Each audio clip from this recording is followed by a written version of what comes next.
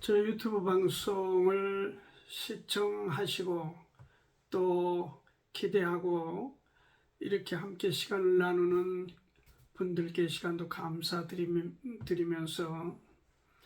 이 시간도 우리가 전능자의 도움을 구하면서 함께 주어진 말씀 그리고 함께 주어진 시간을 나누며 행복한 시간이 되기를 간절히 바랍니다.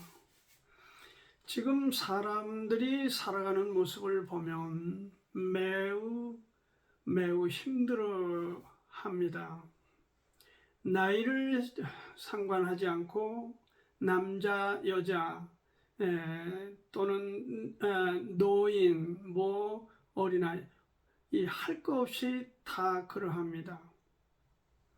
그리고 어떤 일에 종사하느냐에 따라 달라진 것이 아닙니다. 어떤 직종이든 일하는 사람들이 다 힘들어하고 있습니다. 과도한 짜증을 내고 화를 너무 쉽게 냅니다. 말하자면 분노의 지수가 이러한 여러 가지 힘든 요소들이 높여줌으로 사람들이 툭 하면 화를 내기 십상입니다.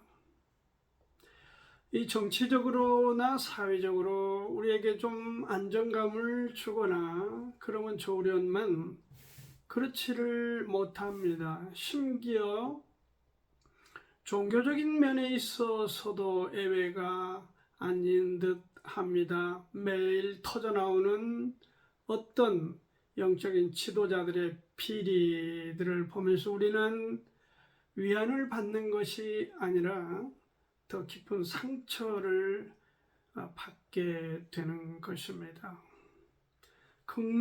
우리가 지도자들의 어떤 긍정적인 말을 듣질 못하고 있습니다. 이렇게 계속해서 얘기를 해보면 사람들이 어떤 지도자에 대한 막말을 하거나 욕설을 하거나 거친 이러한 말들을 쏟아내면서 불편해하고 있는 것을 계속 보고 있습니다. 이렇게 힘든 때, 살기가 버거운 때에 그런 사람들에게, 그런 우리에게 과연 힘차게 살아가도록 격려가 되고 도움을 줄 수 있는 방법이 없을까? 저는 오늘 그 고민을 하다가 이 고린도후서 1장 여기에 착안하여 함께 이 시간 또 이 은혜를 통해서 서로에게 큰 위안과 치유가 되기를 바라면서 이 말씀을 선택했습니다. 켄 블랜차트하고 짐 빌라드라고 하는 사람이 두 분이 같이 한 책을 출판했는데 여러분도 잘 아시리라고 봅니다. 칭찬은 고래도 춤추게 한다라는 제목의 책입니다. 저도 이 하나님의 은혜로 이 플로리다 그 돌고래 쇼를 가서 보았습니다. 그 거대한 고래가 그 훈련 조율사라고 그럽니까? 그 훈련하는 여자분인데 손짓 어떤 표정들을 따라서 이 고래가 말하자면 춤을 추는데 그럴 때마다 잘할 때마다 그 한 대목씩 끝날 때마다 그 고래에게 아주 좋아하는 먹이를 이렇게 던져주면서 이렇게 만져주고 이렇게 격려하는 것, 칭찬하는 것, 위로하는 것 이런 것들을 그 돌고래 쇼에서 볼 수 있었습니다. 지금 위로를 우리가 보편화시켜야 될 때입니다. 너무 힘드니까 자꾸 그쪽으로 에너지를 쓰면 더 잘 못 돼 가는 것입니다. 우리가 이 반대로 이렇게 그 앨리슨 래퍼라고 하는 분을 혹시 들어보셨습니까? 앨리스 래퍼가 이 우리나라에도 왔습니다. 6살 먹은 딸을 데리고 우리나라에 왔었습니다. 래퍼는 출생부터 사지가 없이 태어난 장애자였습니다. 다리가 있긴 있었는데 너무 짧아서 기능 발휘를 하기가 쉽지 않았습니다. 우리가 아는 바로 그 래퍼는 그 어려움을 극복한, 어떻게 보면 고난 극복의 대표자라고 하는 측면에서 세계적인 유명세를 타고 있습니다. 구적 화가, 이 발가락으로 그림을 그리거나 또는 이 사진을 찍는 사진 작가로서 그는 어떻게 보면 성공적인 인생을 살아가고 있습니다. 그러나 그녀는 엄마의 버림, 그리고 결혼해서 남편과 딸 하나를 얻었지만 2년 만에 이혼. 얼마나 엄마도 못마땅하고 그 장애자 래퍼에 대해서 참 이렇게 안타까워하고 이렇게 돌보려 하는 것이 아니라 그 불만이 가득하여 말끝마다 핀잔하고 견디기 어려워. 결국 엄마와 헤어지는 안타까움이 있었습니다. 남편도 처음에는 어떤 의미에서 결혼을 했는지 모르겠으나 그냥 난폭하게 구타를 하고 폭언을 하고 이러면서 견딜 수 없어서 2년 만에 이혼했던 그런 아픔, 그런 상처를 가졌었습니다. 한국에 와서 그녀가 유명한 말을 남기고 갔어요. 어떤 사람이 불행한 사람이냐? 그 해답을 주었습니다. 그 해답은 자신이 불행하다고 여기는 사람, 그 사람이 불행하다. 그 사람은 불행한 사람이다. 그렇게 해답을 주었습니다. 오늘 이런 그 고래가 춤을 추게 하고 또 앨리스 래퍼의 이러한 일대기를 여러분들에게 소개하는 데는 그 이유가 있습니다. 힘들 때, 어려울 때, 고난 가운데 있을 때 누구 하나 나에게 손 내밀거나 도와줄 수 있는 사람이 없고 아픔과 절망이 가득해 있을 그때에 그것이 끝이 아니다.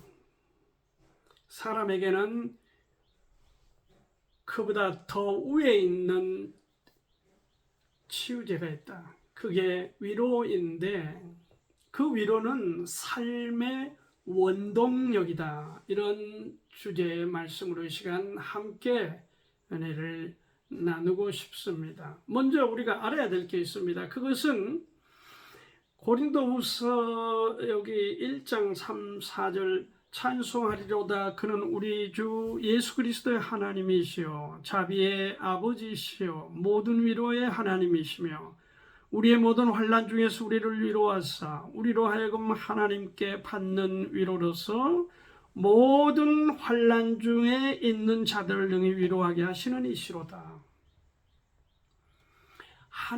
하나님께서 모든 사람,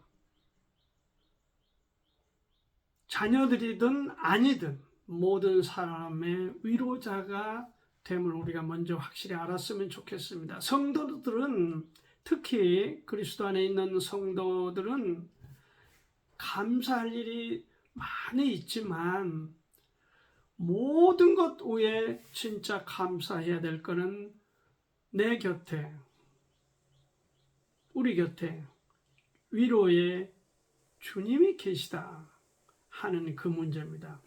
하나님은 주님을 부활시키신 아버지시다. 그 하나님은 자비로우신 분이다. 모든 위로의 하나님이시라. 성령이라고 하는 뜻이 파라크레토스입니다. 이 파라크레토스는 내 곁에서 돕기 위하여 준비를 갖추고 있는 자, 그런 의미를 갖고 있죠. 또 다르게 말하자면 위로자다. 성령 곧 위로자다. 파라크레토스라고 하는 뜻이 그러한 뜻으로 쓰여지고 있습니다. 그 주님은 이 자신에게 닥치는 고난을 하나님의 위로로서 이기셨다는 것입니다. 그러니까 아버지께 받은 위로로 4절 중반절에 하나님께 받은 위로로서 모든 환난 중에 있는 자들을 능히 위로하게 하시는 이시다. 하나님이 어떤 분이시냐? 어떤 샘플을 제시하여 샘플로 인해서 내가 너희들에게 위로자로 함께한다. 그것을 보여주셨는데 그 샘플이 지금 주님이시다. 그 말씀입니다. 고난이 많지만은 고난보다는 위로가 더 넘치게 하시는 분이 하나님이시다.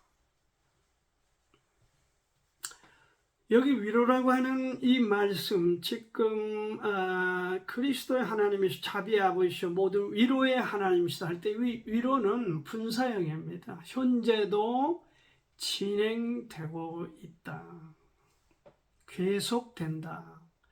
그래서 이 본문에서 1장 오늘 11절까지 말씀을 통해서 지금 보고 있습니다만은 이 고난은 7차례 반복되고 있습니다. 이 1절부터 11절까지 말씀 가운데서. 그러나 위로라고 하는 단어는 10번 반복이 되고 있습니다. 명사로 6번, 동사로 4번 그렇게 해서 위로는 무려 10번. 그 횟수로도 고난보다는 위로가 3번이 더 많다. 반복해서 우리에게 제시하고 있다. 그 말씀은 하나님께서 우리 가운데 위로자로 계시다. 그것을 분명하게 우리가 깨닫도록 돕고 계십니다. 주님께서 십자가를 지시고 극복한 그 아픔, 그 찢기고 상함을 극복하는 그 원천, 그 힘은 바로 부활의 소망이 충만했기 때문입니다. 엄마가 10달을 아기를 품고 있다. 그 해산의 고통, 성경에서도 해산의 수고, 해산의 고통이라는 용어를 쓰고 있습니다. 온몸이 찢기듯 아픈 그 순간순간들을 견뎌내면 아기가 분만이 됩니다. 옥동자를 분만하게 됩니다. 그 소중하고 소중한 옥동자를 품에 안는 순간 내가 언제 그렇게 힘들었던가 하는 걸 다 잊게 된다는 것입니다.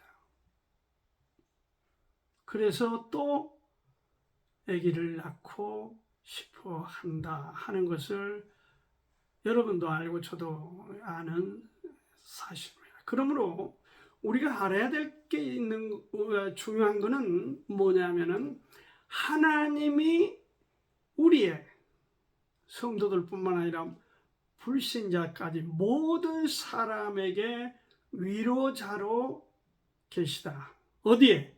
곁에. 어디에? 함께. 어디에? 우리 중심에 계시다 하는 것을 이 시간에 먼저 말씀을 드리고, 두 번째로 우리가 알아야 될 게 있습니다. 삶의 원동력에 관하여 주님의 고난을 통해서 우리가 위로를 배우게 하셨다는 것입니다. 이게 지금 5절 6절 말씀인데, 그리스도의 고난에 우리에게 넘침같이, 고난이 우리에게 넘침 것 같이 우리의 위로도 그리스도로 말미암아 넘치는도다. 우리가 환난 받는 것도 너희의 위로와 구원을 위하며 혹 위로받는 것도 너희의 위로를 위함이니 이 위로가 너희 속에 역사하여 우리가 받는 것 같은 고난을 너희도 견디게 하느니라.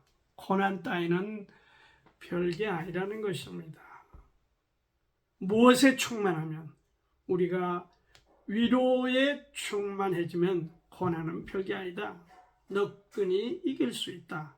그 점을 이 사도 바울은 우리에게 제시해 주고 있습니다. 그러므로 주님의 고난을 통해서 우리에게 뭘 배우게 하냐? 위로를. 그 위로로 너희도 고난을 극복할 수 있다. 그것을 가르쳐주고 있습니다. 주님은 자신의 고난을 통해서 위로를 배우게 하셨습니다. 그래서 주님의 우리가 고난을 늘 되새겨야 됩니다. 생각해 보아야 됩니다. 이사야서 53장 5절에 그가 찔림은 우리의 허물을 인하며 그가 상함은 우리의 죄악을 인함이라. 그가 징계를 받음으로 우리가 평화를 누리고 그가 채찍에 맞음으로 우리가 나음을 얻었도다. 왜 우리가 나음을 힐링을 받았습니까? 주님이 그 고난을 극복하셨다. 그 샘플이, 그 그림이 우리로 하여금 원동력이 되게 하셨다는 것입니다. 그래서 그 주님의 고난이 우리에게 위로로 넘치게 하셨다. 그것이 바로 고난을 이기는 원동력이 되었다 하는 것입니다. 고린도후서 7장 6절에 이렇게 말하고 있습니다. 비천한 자들을 위로하시는 하나님이 디도의 오므로 우리를 위로하셨으니. 이 지금 바울이 마케도니아에서 디도가 고린도로부터 지금 와가지고 마케도니아에 있는 바울에게 합류하여 고린도 교회가 완전히 달라졌다.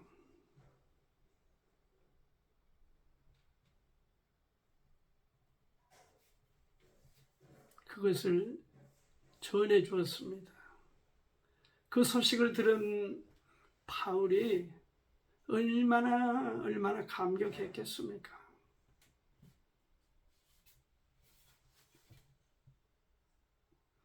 그래서 여기 디도가 오는 자체도 반가웠지만 디도가 안고 왔던 고린도 교회의 현재, 이전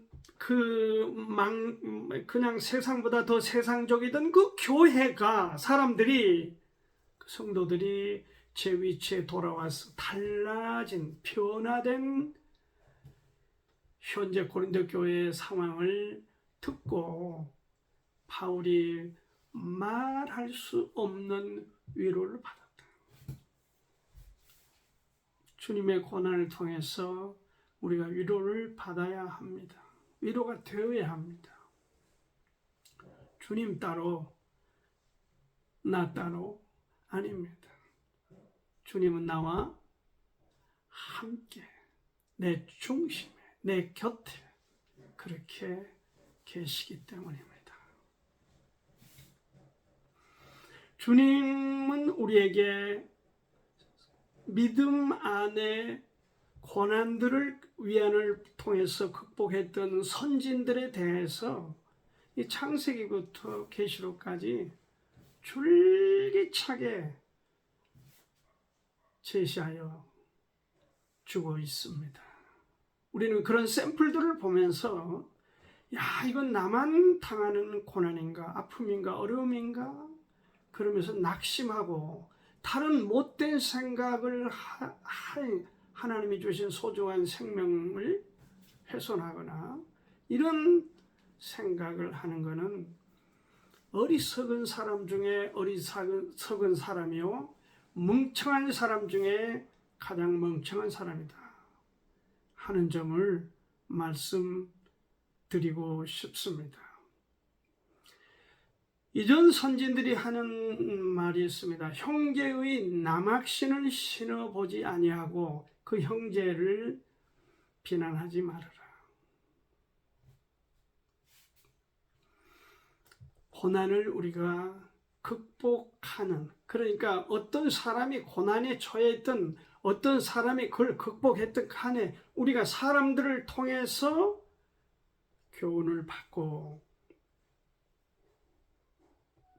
주님 앞에 영광을 돌리고, 그리고 나와 함께하는 사람들에 대해서 항상 감사하는 그런 마음으로 살아가는 사람이 정상적인 그리스도인의 삶이 아니겠습니까?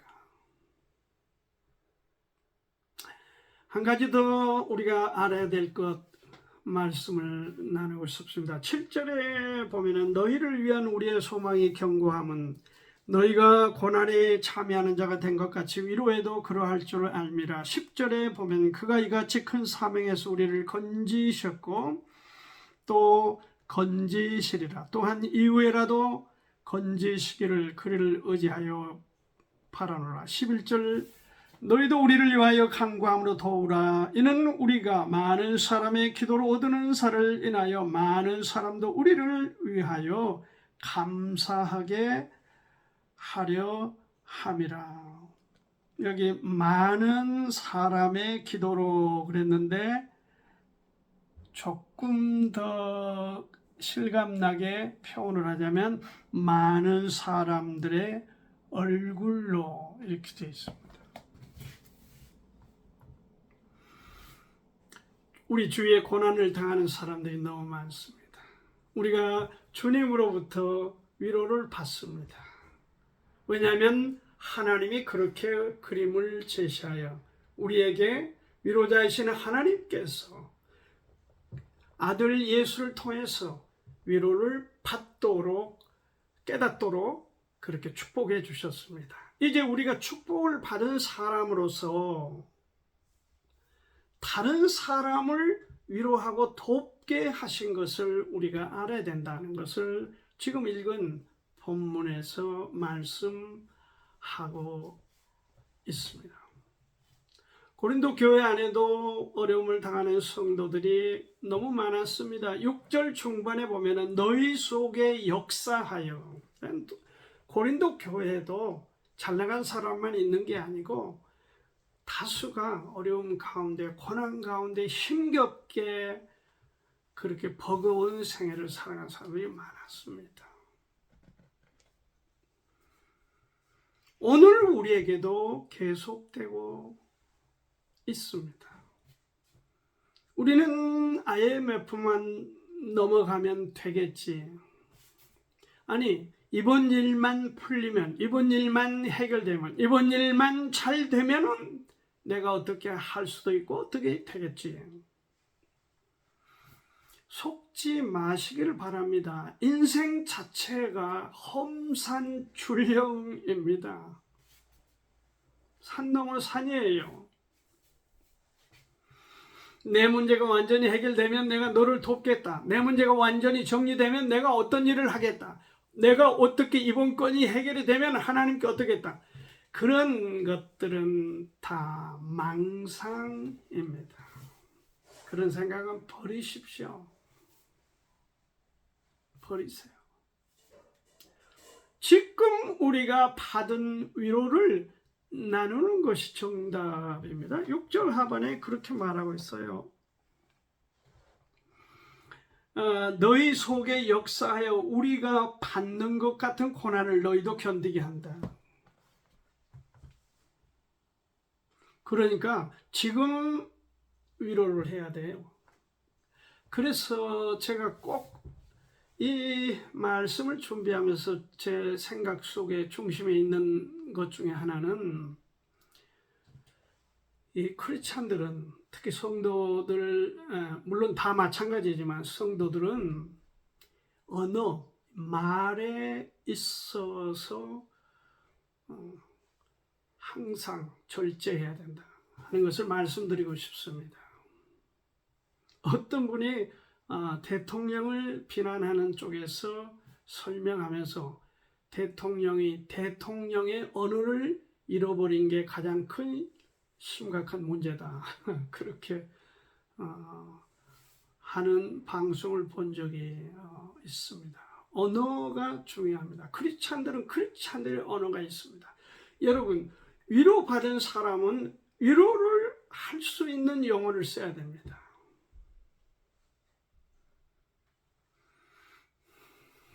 말은 힘이 있습니다. 말에는 생명이 있어요. 그래서 우리가 어떻게 말을 하냐? 저도 하루에 100여 명 이상씩을 매일 만나는, 거의 매일은 아닙니다. 화요일부터 토요일까지 그렇게 사람들을 만나. 많은 말로 어떤 도움을 주고 위로를 주는 건 아닙니다. 그냥 아픔을 얘기할 그때에 들어주는 것도 엄청 위로입니다. 한 부인이 저에게 한숨을 쉬면서 너무 힘들어요, 그렇게 말씀해서, 아, 그렇군요. 그렇게 받아주면 돼요. 그렇게 힘들지요. 근데 사실 저도 힘들긴 마찬가지입니다.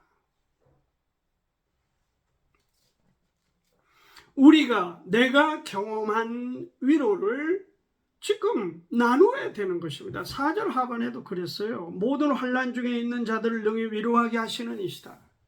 누가? 하나님께서 그렇게 하시다.